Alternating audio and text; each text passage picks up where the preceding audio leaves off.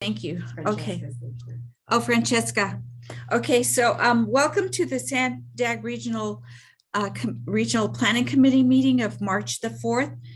And before we get started, I would like to ask our interpreter, Claudio, to introduce himself and to walk through how to access our interpretation services for today's meeting. Claudio? Hola a todos, soy el intérprete. Para hacer uso del servicio de interpretación, favor de desplazarse a la parte inferior de la pantalla de Zoom donde aparecen los controles. Haga clic en el icono de interpretación, globo terráqueo, y seleccione Spanish, español. Si está utilizando la aplicación móvil de Zoom, celular, tableta, etcétera, presione los puntos suspensivos, luego Interpretation y luego el idioma. Si no desea escuchar el audio original en inglés en el fondo, por favor seleccione Mute Original Audio, silenciar el audio original. To use the interpretation feature, please scroll to the bottom of the Zoom screen where the meeting controls are. Click on the interpretation icon, globe, and select English as your language. If you're joining through the Zoom mobile app, cell phone, tablet, etc., please press ellipsis, then interpretation, and then choose your language. Finally, click on Mute Original Audio not to hear the original Spanish low in the background. Thank you. Thank you. So now, are you going to call the roll, Elvia, or is it sufficient that we have a quorum? We do not need to call roll for attendance, just for any votes. Okay, and I'm sorry, Francesca. That's okay, no worries. All right. Okay, with that, what I'd like to do is to offer the Pledge of Allegiance and also a moment of silence for the people of Ukraine that are facing military aggression from Russia, but also for all the people of the world that are enduring military aggression. So with that, please stand and say the pledge. I pledge allegiance to the flag of the United States of America and to the republic for which it stands, one nation, under God, indivisible, with liberty and justice for all.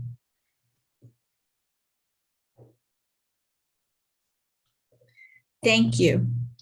Now, I'd like to remind everybody for our process for both the member and public comments. Members are asked to use a raise hand icon in the Zoom toolbar and to turn on their cameras when they have a comment or question, and then I will recognize you. If you are a member of the public and would like to speak on an item, please use a raise hand icon on the Zoom toolbar once we have reached the item that is on the agenda. If you are calling into the meeting, please press *9 on the phone if you would like to comment on an item. All comments, whether emailed or live, will be made part of today's public record. So with that, we'll move on to the first item of the day, and that is approval of the meeting minutes. And are there any public comments first before we take a motion? Thank you, Chair. I don't see any hands from the public. Okay, are there any member comments? No member comments, so may I get a motion to approve the meeting minutes? Move approval. And that was, It's from Gastel. Okay, George, okay, thank you very much. So George makes the motion. Do I have a second? Second, Chair. Okay, and Elo Rivera. Councilmember Elo Rivera. Okay, with that, Francesca, will you please call the roll? Thank you, Chair. For the City of San Diego, Vice Chair Elo Rivera. Yes. The County of San Diego is absent. For East County, Councilmember Gastel. Yes. Thank you. North County Coastal is absent. For North County Inland, Mayor Jones. Yes. Thank you. And for South County, Chair Salas. Yes. Thank you. And that item, I'll give production a moment here.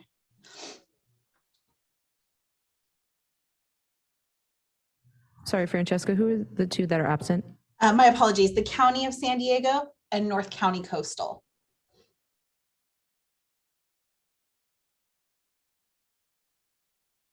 And that item passes unanimously with those members present. Okay, thank you. So the next item is public comments, but before we begin with the public comments, I want to start off with member comments and also welcome our new committee members. So I'd like to welcome Bill Wells, who's the mayor of El Cajon, representing East County, and the City of San Diego Council President Sean Elo Rivera, who is now serving as the vice chair of the Regional Planning Commission. And if there are any other new Regional Planning Committee members or advisory committees who would like to introduce yourselves or would have member comments, please raise your hands and unmute yourselves. So new vice chair, do you have anything to say? No, Chair. Just thank you. Glad to be here. Okay, thank you. And do we have any public comments? Thank you, Chair. I do see one hand up from the public. Bernice Paiva, you can go ahead with your comments when you're ready. Okay, and once again, a reminder that this item is for any member of the public that wants to comment on items not related on a matter to today's agenda. So go ahead. I'd just like to introduce myself. My name is Chairwoman Bernice Paiva of the Epine Nation of Santa Isabel. I'm representing the Southern California Tribal Chairmen's Association. And this is my first meeting, so I wasn't sure how to log in. I'll make sure I get it right next time. Okay, thank you. Well, you weren't the only person with problems today, so thank you. Okay. And welcome.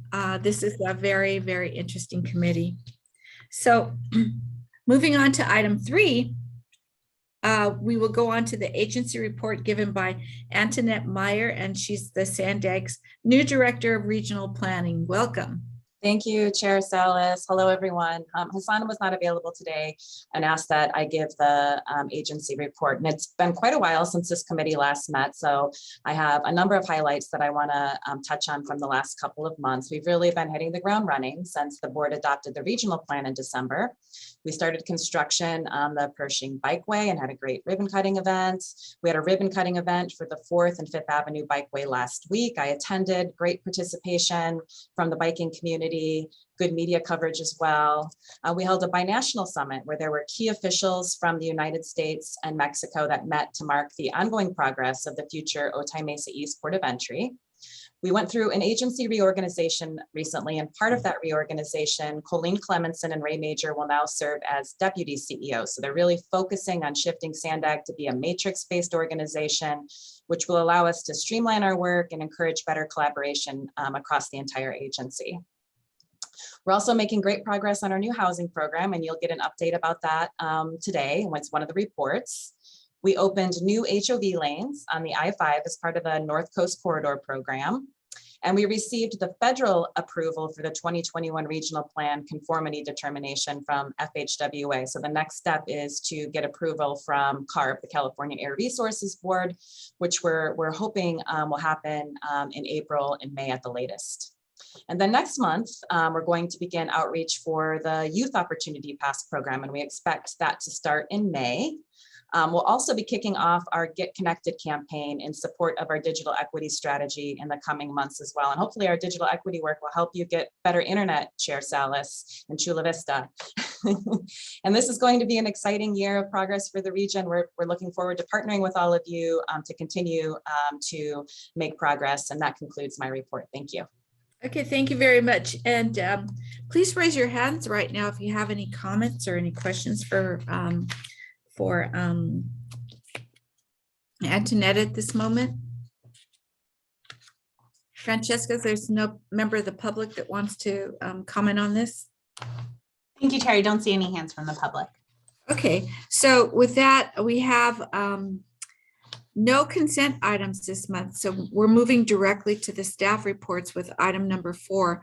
And that's a restructuring of SANDAG working groups. Chair, I'm so sorry to interrupt, but I did notice that Council President Elo Rivera has his hand up. Oh, I'm so sorry.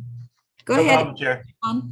Yeah, no problem at all. I just wanted to thank Antoinette for that report out. There was a lot of stuff that was really exciting for the city of San Diego in that, and even for me personally, Pershing and all the bikeways that you mentioned, those are part of my commute from home to the office here.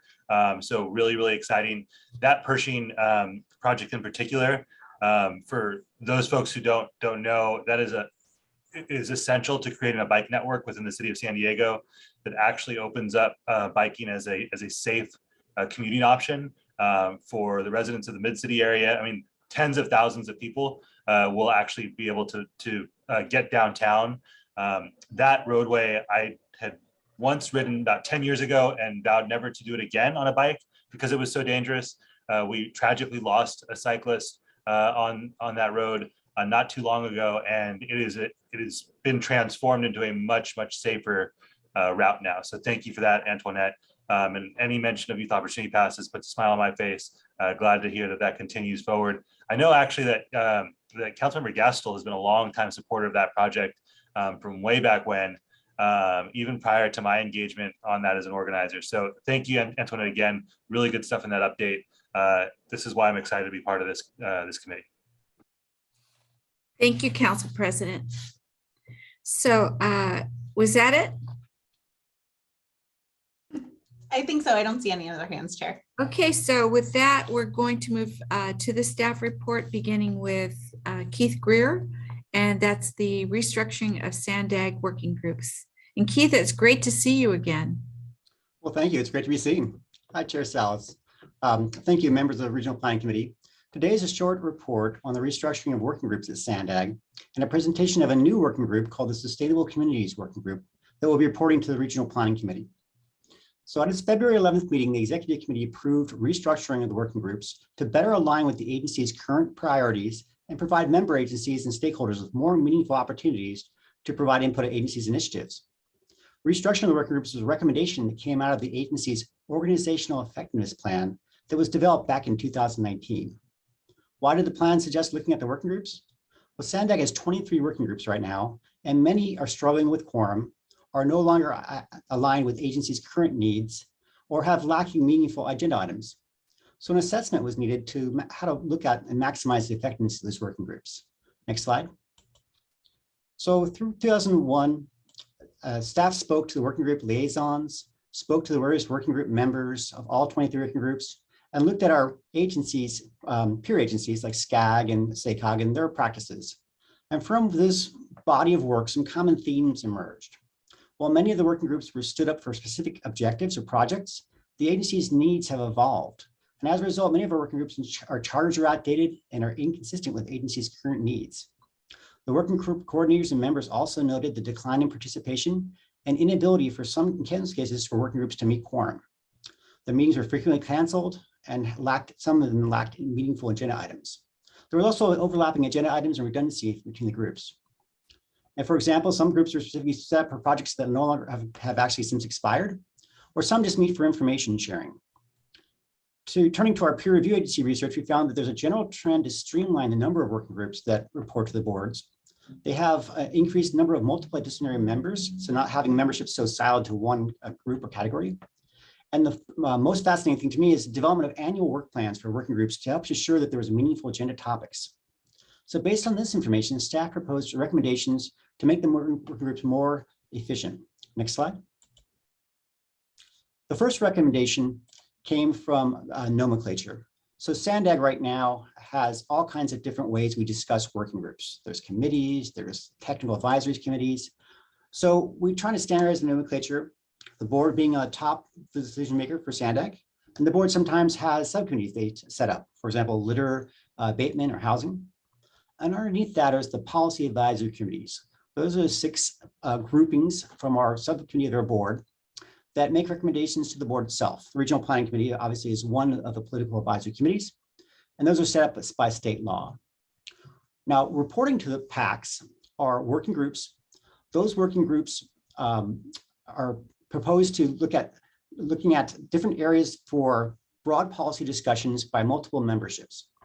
Working groups are formal Brown Act groups, and they vote on recommendations that ultimately go to the PACs. We're also proposing a series of using task force or technical task forces shown here in the slide. These task forces provide technical input to Sandag staff and working groups on focused areas or for specific projects or specific topical areas. For example, the digital divide was a task force around a certain topical area. The Bayshore Biking Working Group would be another task force we could set up around specific projects. The key distinction is the working groups are formal groups that make recommendations to the PAC, and technical task force provide technical input to staff and ultimately to the PACs on an as-needed basis. They're a little more flexible and have a little more opportunity to focus specifically on certain tasks. Next slide. So as the recommendation from the executive committee came out to reduce the number of working groups from 23 to 11. This resulted in eliminating some obsolete working groups, consolidated some similar working groups together, and establishing a set of task force.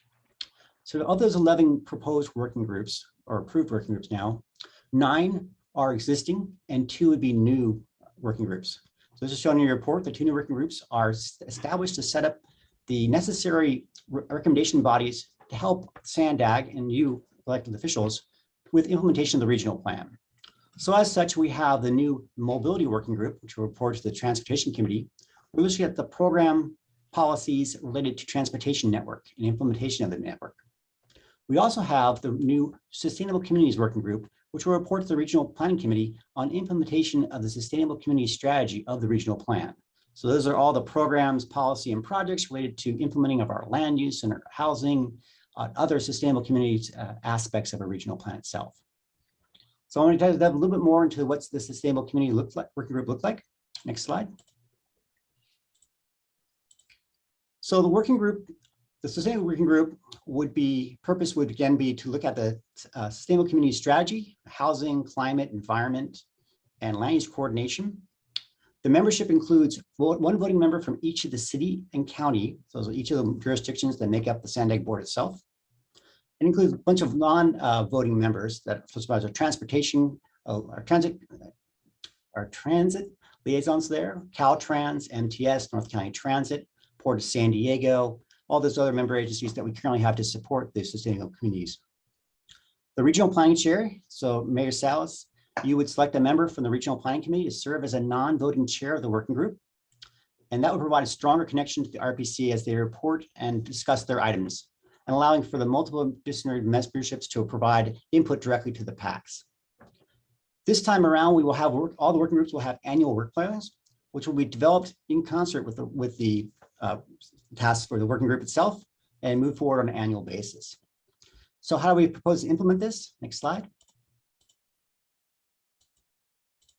So staff has to start establishing the 2 new working groups. Later, the first mobility working group, and sustainable communities strategy working group will be set up this March. We will be reaching out to jurisdictions and asking for memberships, reaching out to the other agencies for non-voting memberships. The idea of establishing them in the next couple of months to stand them up. We will also be reaching out, Mayor Salas, to you to assign a member of the regional planning committee to chair the sustainable communities working group. The expectation is to be fully operational by the end of this fiscal year. We will also this spring be evaluating a specific task force for items that are not specifically included in the working group.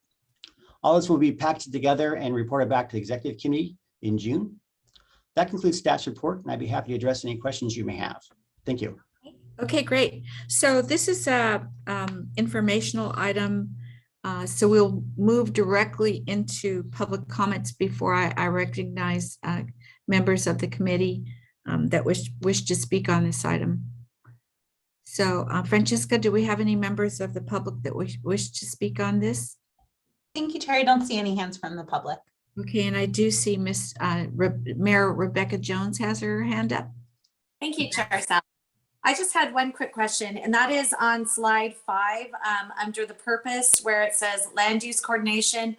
And I just want to double check and make sure that's coordination and not that that SANDAG will be trying to augment or change what cities are doing or the county, that all the decisions will be land use inside the cities or the county.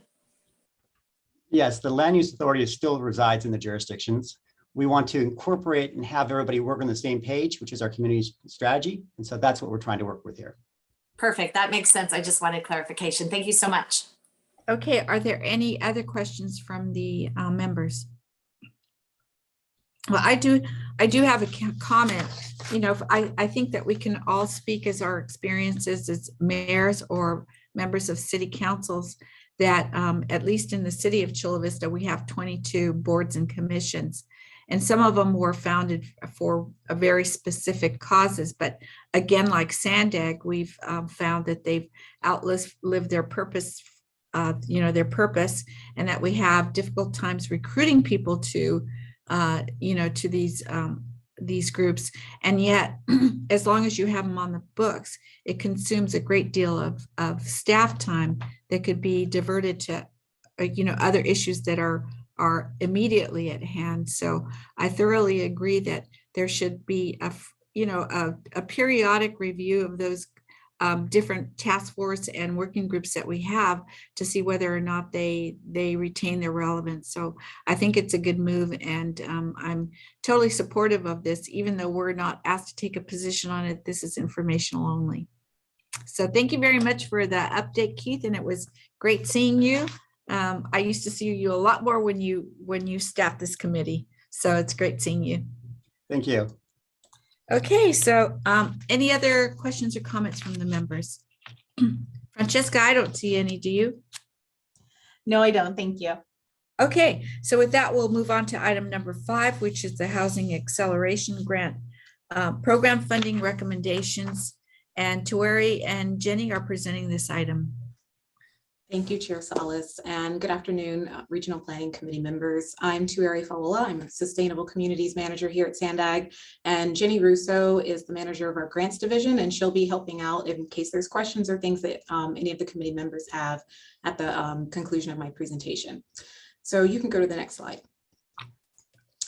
So I'm happy to talk with you today about the funding and grant opportunities that we had brought before this committee last year. But before I really dive into talking about those specific recommendations, I also just want to take a moment to remind you where the funding for these grants is coming from. And in 2019, Assembly Bill 101 established the Regional Early Action Planning grant program, which provided one-time grant funds through the California Department of Housing and Community Development, so HCD, to help our regions accelerate housing production and to meet our RHNA goals. And this funding from the state has allowed Sandag to establish our housing acceleration program, and we're doing multiple different things with that funding, such as offering technical resources to our cities and the county staff as they're working through their housing elements, working with the state on that, education and outreach opportunities, and then the grant programs that we've established, like we're here to talk about today. So next slide.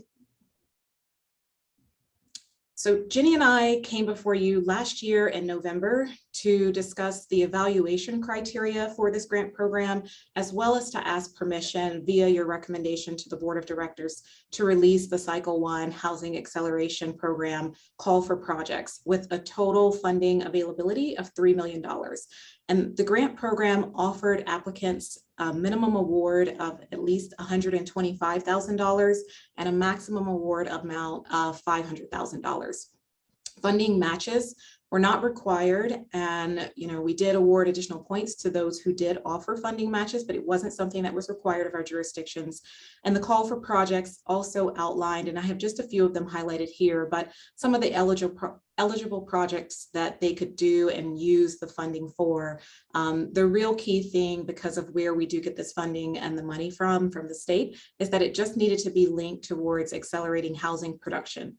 And then the last thing that I'll note that was a little unusual than some of the other grant programs that Sandag has established, but because this is established through the REAP, the Regional Early Action Planning program, and its Assembly Bill, it does have a deadline for expenditure of those funds. And so the deadline is 2023, and so we've let all of our grant recipients know, and those who are applying, that they have until June 30th of 2023 to expend their funds. Next slide. So this is just a timeline to show you where we're at with the Housing Acceleration Program grants specifically. Like I said, we're doing a lot of different things with the housing program, but this is just highlighting that with the grant that we're here to talk about today. So as I mentioned before, we did come to the Regional Planning Committee in November of last year to ask for your recommendation that the board would recommendation to the board to release the Cycle 1 call for projects. And with your recommendation that we received, we took it to the Board of Directors that same month, and they approved the release for the call for projects. Then in December, we came back and held a grant workshop with all of the local cities, so the planning directors throughout the city and the county, to continue to explain the housing program, what the new grant program was all about, to answer and allow them to ask questions of us, to really encourage the applications and for them to see that this is a really good opportunity for them to submit an application.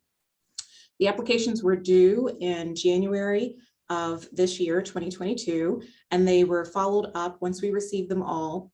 We followed it up by our grants team doing a review and bringing forward recommendations that we're here with today to ask you to allow the full award and execute grant agreements. Next slide. So onto the good part about who applied. So we had 8 applications total from the cities and the county, 7 of which we're recommending for funding, as you can see here on this map. And as you can see, we had applicants from actually all of our subregions. The one that you don't see, the 8th applicant that's not highlighted in color, is actually from the city of Escondido. And so unfortunately, we are not recommending them for award under this particular grant program, and it really has to do with the project eligibility and what we're able to do with the grant funds.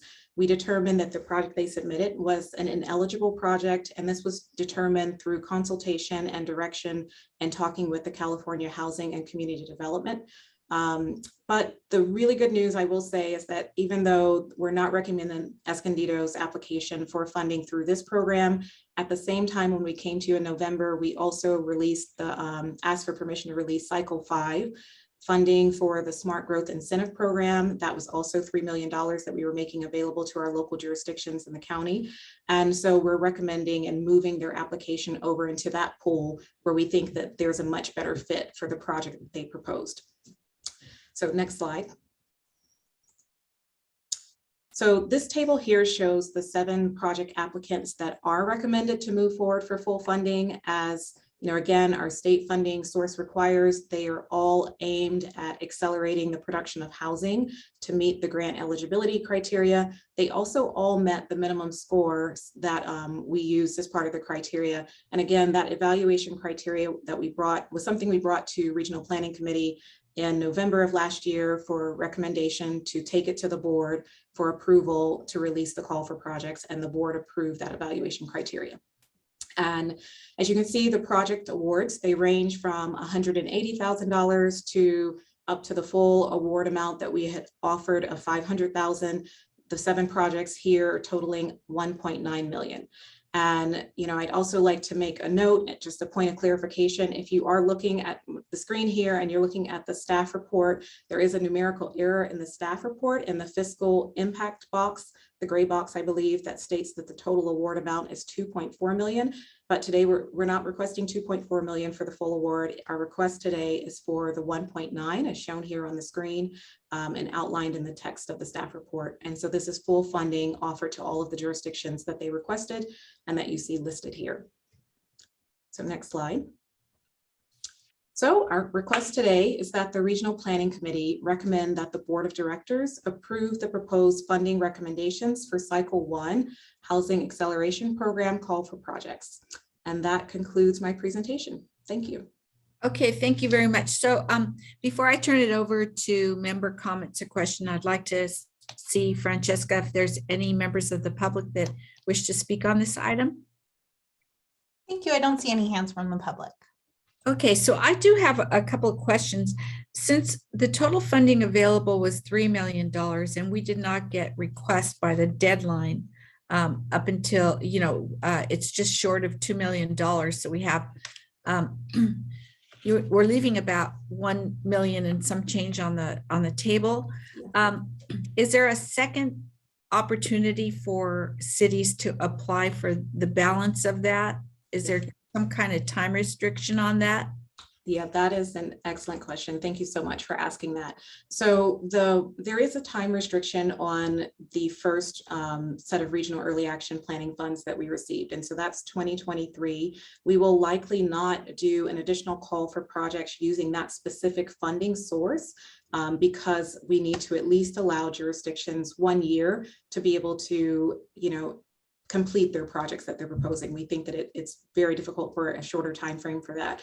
So, but I would also make note, particularly that 1 million that's kind of remaining and left over. As I said in the beginning, Sandag is building a housing acceleration program that expands beyond just the grants itself. We're offering and building other things in terms of technical resources that we think would be helpful to jurisdictions as they complete their housing elements and as we're regionally trying to achieve our RHNA goals. And we're offering a lot of additional education and outreach opportunities.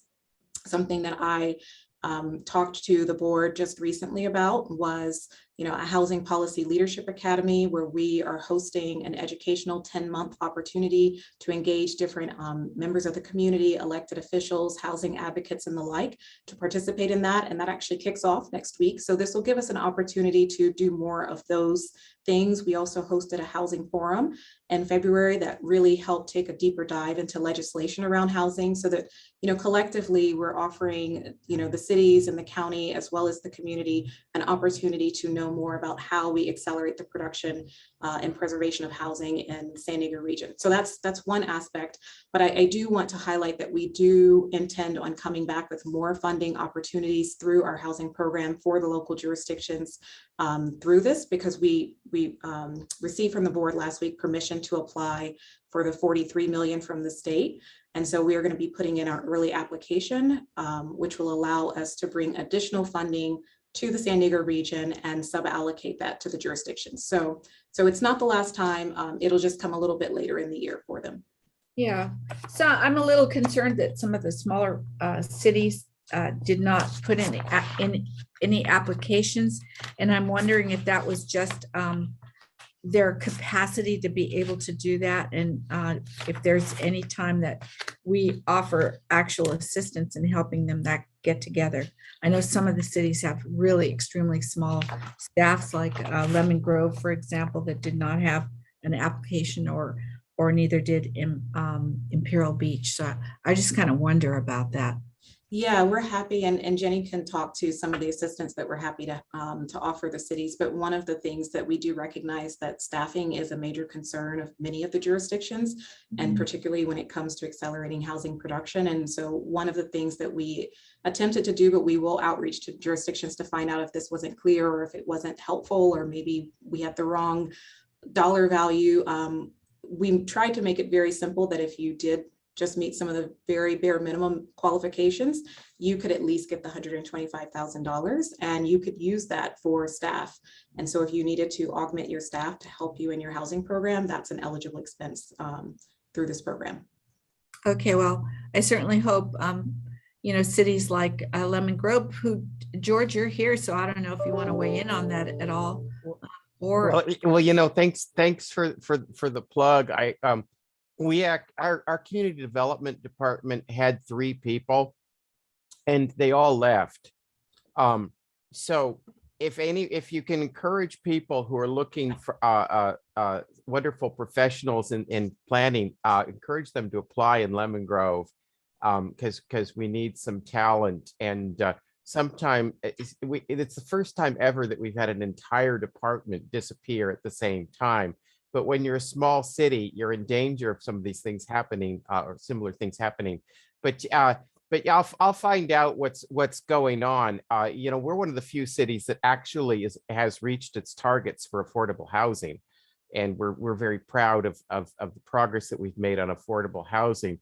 But I'll find out. I'll find out. It is unusual to leave more than $100,000 on the table. So I'll find out what's going on there and make sure we're in line next time there's a good opportunity.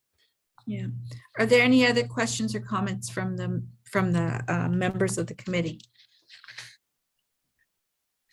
Well, seeing none, then let's see, I'll accept a motion for to approve the funding recommendations for cycle 1 of the Housing Acceleration Program.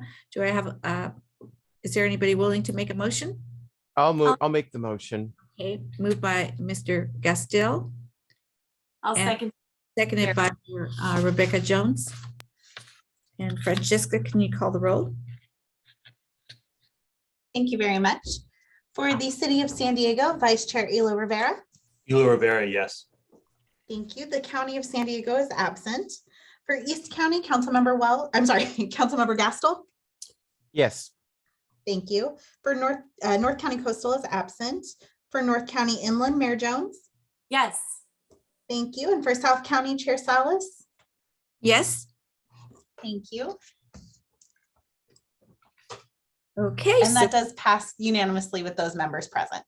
Okay, thank you very much. So if there's no other comments, then are there any additional last minute comments by members of the committee? Okay, seeing none, then we will adjourn to the next Regional Planning Committee meeting and scheduled for April the 1st at 12:30 p.m. And please note that the RCP will be moving to a hybrid in-person and remote meetings next month.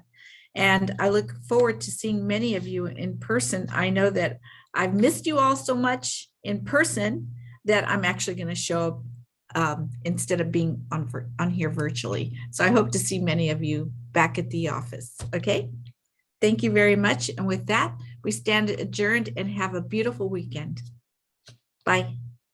Bye. You.